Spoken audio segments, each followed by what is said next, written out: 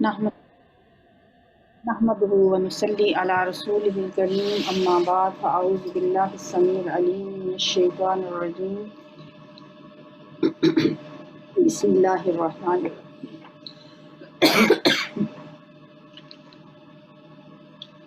رب اشرح لي صدري ويسر لي أمري واحلل عقدة من لساني يفقهوا قولي رب يسر ولا تعسر وتمم بالخير۔ سورہ مومن کی آیت نمبر 33 سے 41 تک آج ہمیں پڑھنا ہے۔ مرد مومن کا قصہ چل رہا تھا کہ فرعون کے دربار میں ایک سچا مومن اپنے ایمان کو چھپائے ہوئے تھا، لیکن جو ہی اس نے سنا کہ حضرت موسیٰ علیہ السلام کے قتل کے منصوبے بن رہے ہیں تو وہ پھر اپنا ایمان چھپا نہیں سکا، اور اس نے ایک تقریر کی فرعون کے دربار میں، جس نے فرعون کو بھی مبہوت کر دیا اور اسے سمجھ ہی نہیں آئی کہ میں کیا کروں۔ اسے شاید یہ بھی بھول گیا کہ میں تو فرعون ہوں، میں تو ایک ہی اشارے میں اس کی گردن اڑا سکتا ہوں، لیکن اللہ اپنے مومن بندوں کی جس طرح سے مدد کرتا ہے اس کا ہمیں بہترین مظاہرہ یہاں پہ نظر آتا ہے۔ فرعون، حامان، قارون دربار میں موجود ہیں، اتنے بڑے بڑے متکبر جبار بنے ہوئے دنیا میں، لیکن اس مرد مومن کی تقریر کے جواب میں ان کی زبانیں گنگ ہوتے رہتی۔ اس کی تقریر جاری ہے۔ کل جو ہم نے آخری آیت پڑھی تھی وہ یہ تھی کہ وَيَا قومی، وہ کہتا ہے میری قوم کے لوگوں، انی اخاف علیکم یوم التناد، مجھے اندیشہ ہے تم پر چیخ و پکار کے دن کا، یوم التناد، یوم جس دن تولون، تم پیٹھ پھیر کر بھاگو گے۔ تولا یا تولا ہوتا ہے مڑ کر پھرنا، مدبرین پیٹھ پھیر کر، دبر پیٹھ کو کہتے ہیں، مدبرین پیٹھ پھیرتے ہوئے۔ جس دن تم پھرو گے، جس دن تم بھاگو گے پیٹھ پھیرتے ہوئے، مالکم نہیں ہوگا تمہارے لیے من اللہ، اللہ سے، من عاصم کوئی بچانے والا۔ مجھے اندیشہ ہے کہ اس دن تمہارا بہت برا حال ہوگا، جب تمہارے لیے کوئی پرسان حال نہیں ہوگا، کوئی تمہیں بچانے والا نہیں ہوگا۔ مجھے اندیشہ ہے کہ اس دن تمہارے ساتھ بہت بری ہوگی۔ وَمَن يُضْلِلِ اللَّهُ، اور جسے گمراہ کرتے اللہ، فَمَا لَهُ مِنْ ہاد، تو نہیں ہے اس کے لیے کوئی بھی ہادی، کوئی بھی ہدایت دینے والا۔ ہدایت تو اللہ کے ہاتھ میں ہے، میرا کام تو سمجھانا ہے، بتانا ہے، گمراہی اور ہدایت تو اللہ کے ہاتھ میں ہے۔ وَلَقَدْ جَاءَكُمْ يُوسُفُ مِنْ قَبْلُ، اور البتہ تحقیق آئے تمہارے پاس یوسف علیہ السلام اس سے پہلے، بالبینات، واضح دلائل کے ساتھ۔ فما زلتم، پھر تم ہمیشہ رہے، جیسے زالہ ہوتا ہے نا، بالکل یہی وہ لفظ ہے، ٹھیک ہے، ہمیشہ کے معنی میں آتا ہے۔ ما زلتم، فامن پس یا پھر، ما زل ہمیشہ، تم رہے، فی شکن شک میں، مما اس سے، جاءکم جو کہ وہ لایا تھا تمہارے پاس، بھی اس کو، تمہارے اسی ملک میں، یعنی مصر کی بات ہے نا یہ، تو اسی ملک مصر میں اس سے پہلے اللہ تعالیٰ نے حضرت یوسف علیہ السلام کو نبی کی حیثیت سے بھیجا تھا تمہارے آباء و اجداد کے پاس۔ اللہ نے انہیں خوابوں کا علم دیا، خوابوں کی تعبیر بتانے کا، انہوں نے بادشاہ کو اس کے خواب کی تعبیر بتائی، اور آنے والی قحط سالی کو انہوں نے اپنی تدبیر سے پھر روکا اور ملک کو تباہی سے بچا لیا۔ لیکن اس کے باوجود تمہاری قوم نے ان کی باتوں پہ کان نہیں دھرا، ان کی بات نہیں مانی۔ وَلَقَدْ جَاءَكُمْ يُوسُفُ مِنْ قَبْلُ، تمہارے پاس اس سے پہلے یوسف علیہ السلام بھی واضح دلائل لے کے آئے۔ اس آیت سے یہ بھی پتہ چلتا ہے کہ شاید یوسف علیہ السلام اور موسیٰ علیہ السلام کے درمیان میں پھر کوئی نبی نہیں آیا، موسیٰ علیہ السلام سے پہلے یوسف علیہ السلام ہی ہوں گے۔ پھر تم ہمیشہ شک میں رہے اس سے جس کو وہ لایا تھا تمہارے پاس، حتیٰ اذا ہلکا، پھر جب وہ فوت ہو گئے۔ قل تم نے کہا لن یبعث اللہ من بعدہ رسولا، لن ہرگز نہیں، یبعث اللہ بھیجے گا اللہ من بعدہ اس کے بعد، رسولا کوئی رسول، یعنی مرنے کے بعد پھر تم نے کہا، یعنی ایک طرح سے ان کی نبوت کو پھر مرنے کے بعد تم نے مان لیا۔ زندگی میں تو انہیں اللہ کا پیغمبر تسلیم نہیں کیا، لیکن ان کے فوت ہونے پہ اب تم ان کا ذکر پیغمبر کے طور پہ کرتے رہے، تو کہا کہ اب ان کے بعد اللہ کوئی پیغمبر نہیں بھیجے۔ کذالک یضل اللہ، اسی طرح گمراہ کرتا ہے اللہ تعالیٰ، من ہوا مسرف مرتاب، اس کو ہوا کہ وہ ہو مسرف، حد سے بڑھنے والا۔ اسراف بھی اسی سے لفظ ہوتا ہے نا، جو اسراف کرتا ہے وہ بھی حد سے بڑھنے والا ہوتا ہے، مرتاب شک کرنے والا۔ اسی طرح اللہ حد سے بڑھنے والے اور شک کرنے والوں کو گمراہ کیا کرتا ہے۔ الذین، وہ لوگ، یجادلون، جو جھگڑتے ہیں، فی آیات اللہ، اللہ کی آیات میں۔ وہ کون ہوتے ہیں مسرف مرتاب؟ جو اللہ کی آیات میں جھگڑے کرتے ہیں، بحثیں کرتے ہیں، یہ وہ لوگ ہوتے ہیں۔ بغیر سلطان اتاہم، بغیر کسی دلیل کے جو آئی ہو ان کے پاس، اور ان کے وہ جھگڑے اللہ کی آیات کے بارے میں بغیر کسی سند کے ہوتے ہیں۔ کبر مقتن عند اللہ، یہ لفظ ہم نے بات پر پڑھا، ناخوشی، ناراضگی، مقتن۔ کبر بہت بڑی ہے، مقتن ناراضگی کی بات، عند اللہ اللہ کے پاس، وعند الذین آمنوا، اور مومنوں کے پاس، یعنی یہ بڑی بیزاری کی بات ہے اللہ کے نزدیک بھی اور اہل ایمان کے نزدیک بھی۔ کون سی بات؟ یجادلون فی آیات اللہ بغیر سلطان اتاہم، اللہ کی آیات میں جھگڑے کرنا بغیر کسی سند کے، بغیر کسی دلیل کے جو ان کے پاس آئی ہو۔ کذالک یطبع اللہ، اسی طرح مہر لگا دیا کرتا ہے اللہ تعالیٰ، طبع یطبع، مہر لگا دینا، اسی طرح مہر لگا دیتا ہے اللہ تعالیٰ۔ ختمہ کا لفظ بھی ہم نے سورہ بقرہ میں پڑھا تھا، ختم اللہ علی قلوبہم، مہر لگا دی اللہ نے ان کے دلوں پر۔ یہاں فرمایا یطبع اللہ، اسی طرح اللہ مہر لگا دیتا ہے علی کل قلب، ہر اس شخص کے دل پر، متکبر جبار، جو متکبر ہو اور سرکش اور متکبر شخص کے دلوں پر اللہ اسی طرح مہر لگا دیا۔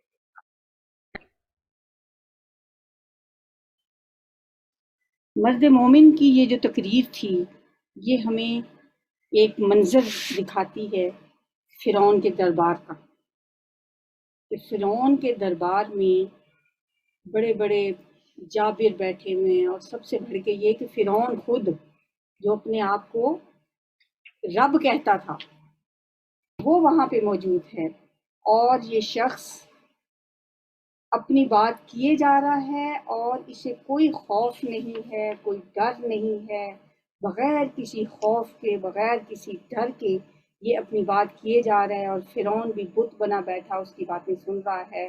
تمام درباری مبہوت ہو چکے ہیں، پورے دربار میں سناٹے کا عالم ہے، اور ایک ہی شخص کی آواز گونج رہی ہے، اور وہ ہے حق کی آواز، مرد مومن کی آواز، جو اپنی تقریر جاری رکھتے ہوئے بڑے مؤثر انداز میں آگے ہی آگے بڑھتا چلا جا رہا ہے۔ اس صورتحال میں فرعون تو جیسے اپنی فرعونی ہی بھول گیا تھا، اب نہ وہ چپ رہ سکتا تھا، نہ بولنے کا حوصلہ اس میں تھا، اور کئی قسم کے اندیشے اس کے دل میں گھر کیے ہوئے تھے۔ تو بالآخر جب وہ بولا بھی نا، تو اس مرد مومن کو جواب نہیں دیا اس نے، وہ اپنے وزیر سے مخاطب ہوتا ہے، اپنے وزیر سے مخاطب ہو کے کیا کہتا ہے؟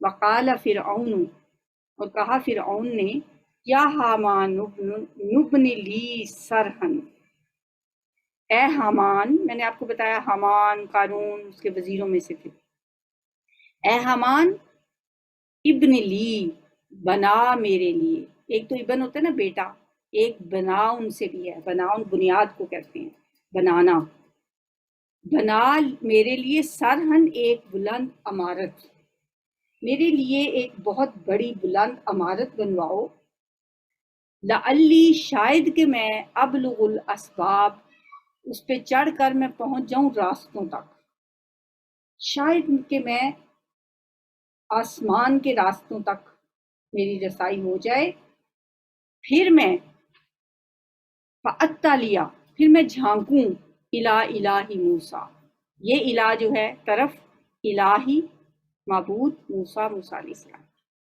پھر میں موسیٰ کے معبود کی طرف جھانکوں، وَإِنِّي لَأَظُنُّهُ كَاذِبًا، اور بے شک میں واقعی اسے جھوٹا ہی سمجھتا ہوں، ویسے تو میں اسے جھوٹا ہی سمجھتا ہوں کہ وہ جو اپنی نبوت کا دعویٰ کرتا ہے وہ بھی جھوٹا ہے، اور اس کی جتنی ساری باتیں ہیں وہ سب جھوٹی ہیں، لیکن تو میرے لیے ایک بلند عمارت بنوا، میں اس پہ چڑھ کے موسیٰ کے رب کو ذرا دیکھ کے تو آؤں، کیسا اس کا ایک بے وقوفانہ اور بڑا ایک گھٹیا قسم کا مطالبہ تھا کہ میں ذرا موسیٰ جس رب کا ذکر کرتا ہے میں اس تک پہنچ کر خود سے ذرا دیکھ تو آؤں، اور میرا گمان تو یہ ہے کہ وہ جھوٹا ہے، کوئی رب نہیں ہے، کوئی خدا نہیں ہے۔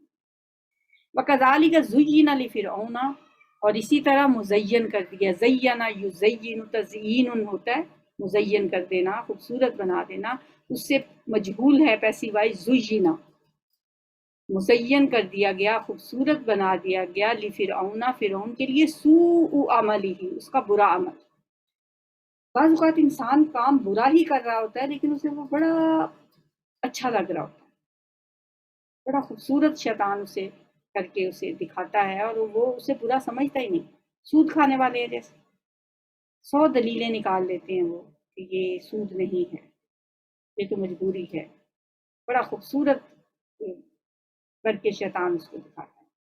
تو اسی طرح شیطان کے برے اعمال بھی فرعون کے برے اعمال بھی شیطان نے سے بڑے مزین کر کے دکھائے، اس کی نگاہوں میں اس کی جتنی بدعملی تھی وہ بڑی خوش نما سے نظر آتی تھی۔ وَصُدَّ عَنِ السَّبِيلِ، اور وہ روکا گیا سیدھے راستے سے۔ وَمَا كَيْدُ فِرْعَوْنَ، اور نہیں تھی فرعون کی چال، کید کہتے ہیں چال کو، مکر کو، اور نہیں تھی چال فرعون کی الا فی تباب، مگر تباہی میں، تبت یدا ابی لہب و تب، وہ تب جو ہے نا اسی سے لفظ ہے یہ تباب، تباہی۔ وقال، اور کہا، الذی، اس شخص نے، آمنا جو ایمان لایا تھا، یا قوم اتبعون، اے میری قوم میری اتباع کرو، میرے پیچھے چلو، اہدکم سبیل الرشاد، میں دکھاؤں گا تمہیں بھلائی کا راستہ، میں تمہیں سیدھے رستے کی طرف رہنمائی کروں گا۔ فرعون کی بے بسی، یہ ایک تصویر تو اس سے پیچھے بھی ہم پڑھ کے آئے ہیں آیت نمبر 29 میں، جب اس نے کہا تھا ما اریکم الا ما ارا وما اہدیکم الا سبیل الرشاد، کہ دیکھو میں تو، میری رائے یہ ہے کہ جو بات مجھے صحیح معلوم ہوتی ہے وہ میں نے آپ لوگوں کے سامنے رکھی، ما اریکم الا ما ارا، میں تو وہی دکھاؤں گا تمہیں جو میں خود دیکھتا ہوں، وما اہدیکم الا سبیل الرشاد، اس نے سبیل الرشاد کس کو کہا؟ اپنے رستے کو، نہیں میں تمہیں دکھاتا مگر سیدھا رستہ، بھلائی کا رستہ، وہ اپنے رستے کو سبیل الرشاد کہتا، لیکن یہاں پہ مرد مومن کیا کہہ رہا ہے مسلمان ان لوگوں سے کہ یا قوم اتبعونی اہدکم سبیل الرشاد، اے میری قوم میں تمہیں دکھاتا ہوں سبیل الرشاد، میں تمہیں سیدھا رستہ دکھاتا ہوں، اور میں تمہاری رہنمائی کروں گا سیدھے رستے کی طرف۔ اس سے پہلے تو فرعون نے کہا تھا نا وما اہدیکم الا سبیل الرشاد، میں تمہاری کامیابی کے راستے کی طرف میں رہنمائی کر رہا ہوں۔ جواب میں مرد مومن نے فرعون ہی کے الفاظ کو دہراتے ہوئے دربار والوں کو مخاطب کر کے کہا کہ اگر کوئی سبیل الرشاد کی بات ہے، اگر کوئی بھلائی کا رستہ ہے تو آؤ میں تمہیں بتاتا ہوں کہ سبیل الرشاد کیا ہے۔ تم میری بات سنو، میرے پیچھے آؤ، میں تمہیں گائیڈ کرتا ہوں کہ بھلائی اور کامیابی کیا ہوتی ہے، کون سا رستہ رشد و ہدایت والا ہے، اور کامیابی کی طرف کون سا رستہ جاتا ہے۔ یا قوم یا میری قوم میری اتباع کرو۔ اچھا، چھوٹی یہ کا مطلب ہوتا ہے نا میری، لیکن زیر بھی اسی کے ہم پلہ ہوتی ہے، یعنی کہ قائم مقام اسی کی ہوتی ہے۔ اتبعونی، اب یہ چھوٹی یا تو نہیں ہے یہاں پہ، یا مدہ نہیں ہے، لیکن مطلب اس کا یہ ہے میرے پیچھے چلو، میری اتباع کرو۔ اہدیکم، میں دکھاؤں گا تمہیں سبیل الرشاد، بھلائی کا رستہ۔ یا قومی، اے میری قوم، انما، بے شک، ہذہ الحیات الدنیا، یہ دنیا کی زندگی جو ہے، متاع، ایک متاع ہے، معمولی سا فائدہ اٹھانا، اس میں کچھ بھی نہیں ہے، بس چند روزہ ہے، یہ برتنے کا سامان ہے تھوڑا سا۔ وَإِنَّ الْآخِرَةَ هِيَ دَارُ الْقَرَارِ، اور بے شک آخرت وہی ہے قرار کا گھر۔ اصل مستقل رہنے کی جگہ تو آخرت ہے، مستقل ٹھکانہ تو آخرت کا ٹھکانہ ہے۔ وَالْآخِرَةُ خَيْرٌ وَأَبْقَىٰ، جیسا کہ سورہ اعلیٰ میں ہم پڑھتے ہیں، آخرت ہی بہتر ہے اور باقی رہنے والی ہے۔ ان ھذا لفی الصحف الاولیٰ، یہ بات پچھلے صحیفوں میں بھی لکھی ہوئی تھی، صحف ابراہیم و موسیٰ، ابراہیم علیہ السلام اور موسیٰ علیہ السلام کے صحیفوں میں بھی لکھی ہوئی یہی بات۔ کیا؟ والآخرۃ خیر وابقیٰ، آخرت ہی بہتر ہے اور باقی رہنے والی ہے۔ مرد مومن کیا کہہ رہا ہے؟ وَإِنَّ الْآخِرَةَ هِيَ دَارُ الْقَرَارِ، بے شک آخرت ہی کا گھر ہے جو مستقل ٹھکانہ ہے، جو مستقل رہنے کی جگہ۔ وہاں کیا ہوگا؟ من عمل سیئۃ، جو کوئی عمل کرے گا برے، سیئہ، سوء کا لفظ بھی اسی سے ہوتا ہے، برائی، اس کو ہم پھر گناہ بھی کہہ دیتے ہیں۔ من عمل سیئۃ، اور جس نے برائی کی، فلا یجزا، تو نہیں بدلہ دیا جائے گا، الا مثلہا، مگر اسی کی مثل۔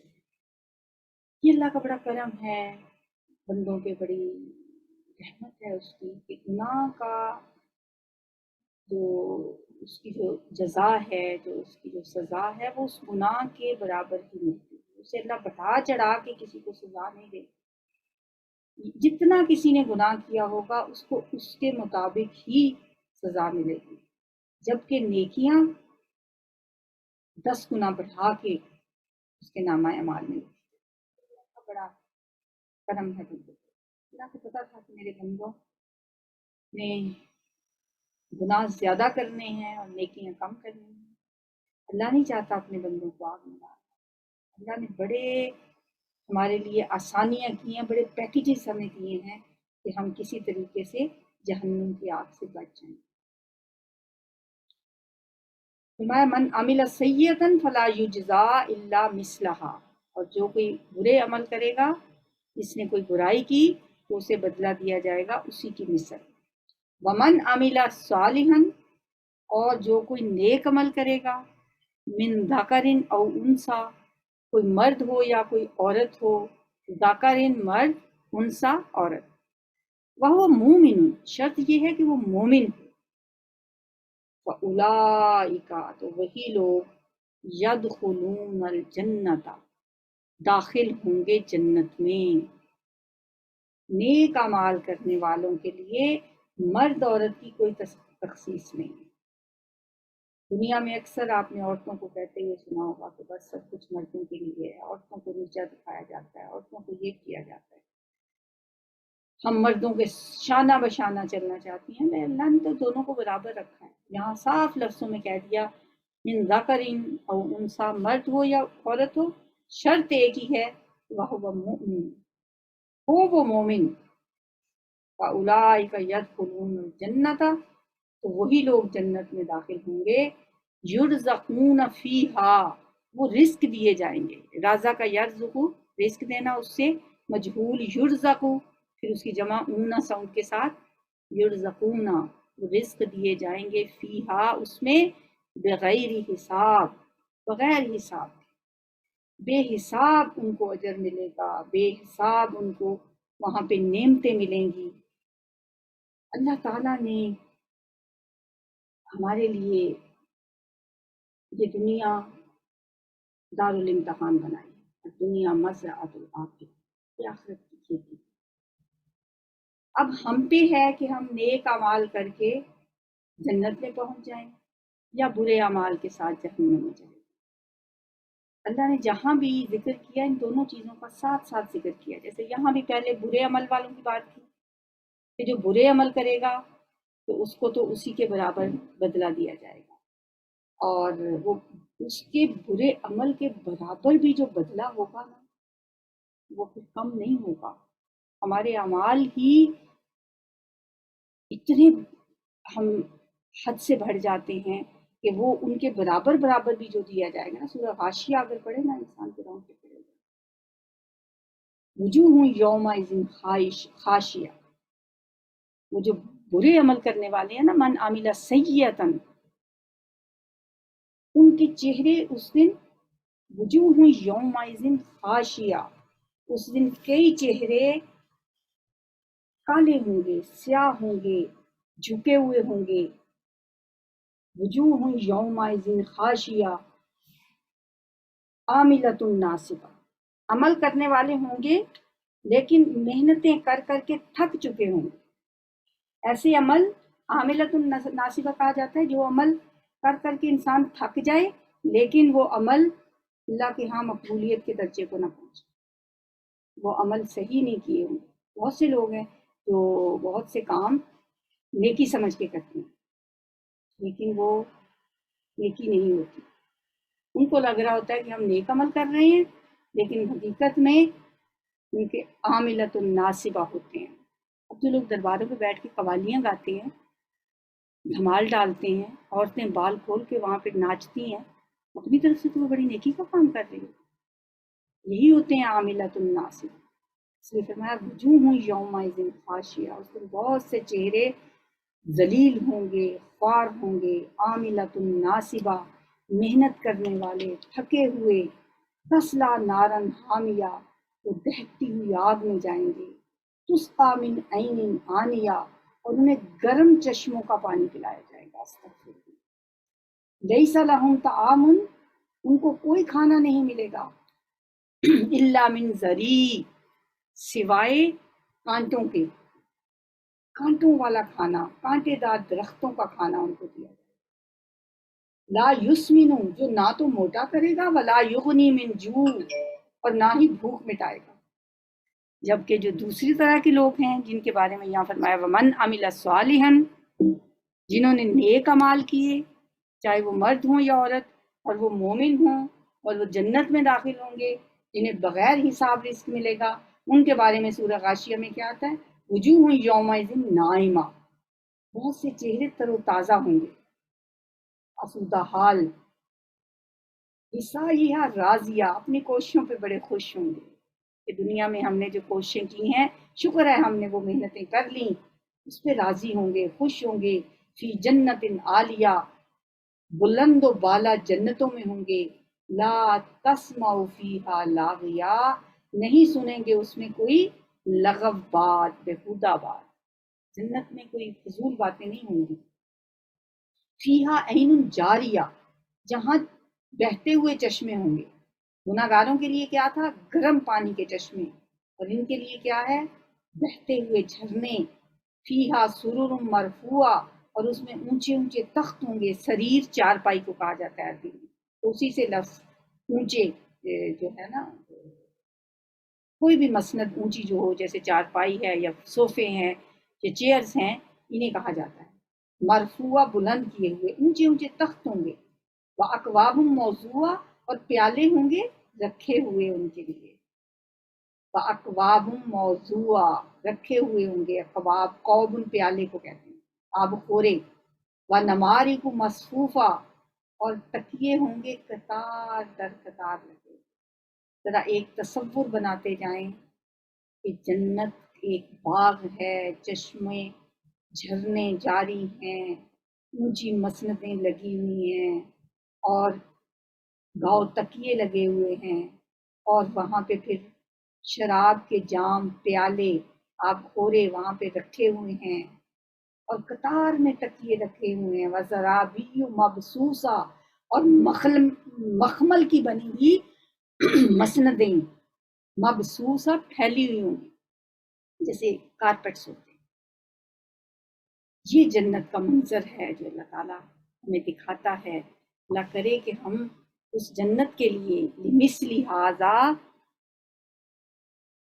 ایک جگہ پہ آتا ہے اس جیسی جنت کے لیے کوششیں کرو، اور ایک جگہ سورہ مطففین میں آتا ہے وَفِي ذَلِكَ فَلْيَتَنَافَسِ الْمُتَنَافِسُونَ، اس کے لیے یہ جو ہے نا، اس میں رغبت کرنی ہے تو رغبت کرو ایسی جنتوں کے لیے.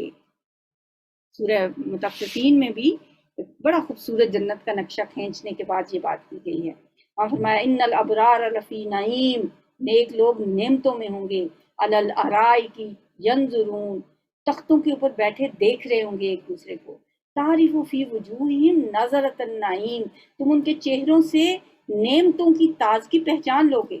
ہوتا ہے نا جو خوشحال لوگ ہوتے ہیں ان چہرے سے پہچانے جاتے ہیں.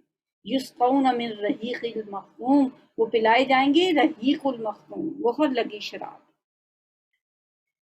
سبحان اللہ، اللہم اجعلنا منہم. وختامہ مسک، اور اس کو مہر لگنے کی چیز کیا ہوگی؟ مسک، کستوری. پھر فرمایا وفی ذالک، اس میں فلیتنافس المتنافسون، رغبت کرنے والوں کو چاہیے کہ وہ اس میں رغبت کریں. ہم کن چیزوں کے پیچھے پڑے ہیں؟ کہاں کا ہم نے دوڑ لگائی ہوئی ہے؟ ایسی جنتوں کو چھوڑ دیا ہم نے، ان کی ہمیں پرواہ کوئی نہیں، اس کے لیے محنتیں کوئی نہیں، اس کے تذکرے کوئی نہیں، اس پہ ہم بات ہی نہیں کرتے. ہماری باتیں بس ایسا گھر بنا لیں، ایسا کپڑے لے لیں، ایسے جوتے لے لیں، یہ چیز بڑی آج کا دن ہے. بس ہماری دوڑ یہیں تک ہے. اللہ تعالیٰ ہمیں اس دنیا کی جو ایک طلب ہے نا حد سے زیادہ، اس سے بچائے. وَيَا قومی، تقریر جاری ہے مرد مومن کی. اے میری قوم، مالی، کیا ہے مجھ کو، ادعوکم، کہ میں تمہیں بلاتا ہوں، الی النجاتی، نجات کی طرف، وتدعوننی الی النار، اور تم بلاتے ہو مجھے آگ کی طرف. یہ کیا بات ہوئی؟ میں تو تمہیں نجات کی طرف دعوت دیتا ہوں اور تم مجھے جہنم کی آگ کی طرف بلا رہے ہو. یہیں تک آج کا ہمارا سبق ہے. انشاءاللہ یہ مرد مومن کی تقریر جاری رہے گی. اللہ تعالیٰ نے اپنے اس بندے کی تقریر کو رہتی دنیا تک کے لیے قرآن پاک میں نازل کر کے ہمارے لیے ایک بہت بڑا سبق دیا ہے کہ اگر آپ ایسے بنیں گے تو اللہ آپ کی نقدری نہیں. یا ربی لک الحمد کما ینبغی لجلال وجہک وعظیم سلطانک. اللہم صلی وسلم علی نبینا محمد. ربنا لا تزغ قلوبنا بعد إذ هديتنا وهب لنا من لدنك رحمة إنك أنت الوهاب. ربنا إنك جامع الناس ليوم لا ريب فيه إن الله لا يخلف الميعاد. ربنا هب لنا من أزواجنا وذرياتنا قرة أعين واجعلنا للمتقين إماما. ربي أوزعني أن أشكر نعمتك التي أنعمت علي وعلى والدي وأن أعمل صالحا ترضاه وأصلح لي في ذريتي إني تبت إليك وإني من المسلمين. اللهم طهر قلبي من النفاق وعملي من الرياء ولساني من الكذب وعيني من الخيانة فإنك تعلم خائنة الأعين وما تخفي الصدور. يا حي يا قيوم برحمتك نستغيث. اللهم اغفر لحينا وميتنا وصغيرنا وكبيرنا وذكرنا وأنثانا. اللهم من أحييته منا فأحيه على الإيمان ومن توفيته منا فتوفه على الإسلام. اللهم لا تحرمنا أجرهم ولا تذلنا بعدهم. یا حی یا قیوم برحمتک نستغیث ربنا تقبل منا انک انت السمیع العلیم وتب علینا انک انت التواب الرحیم وصلی اللہ تعالی علی خیر خلقہ محمد وآلہ وصحبہ وازواجہ وذریتہ اجمعین برحمتک یا ارحم الراحمین الہی آمین سبحانک اللہم وبحمدک نشہد ان لا الہ الا انت نستغفرک ونتوب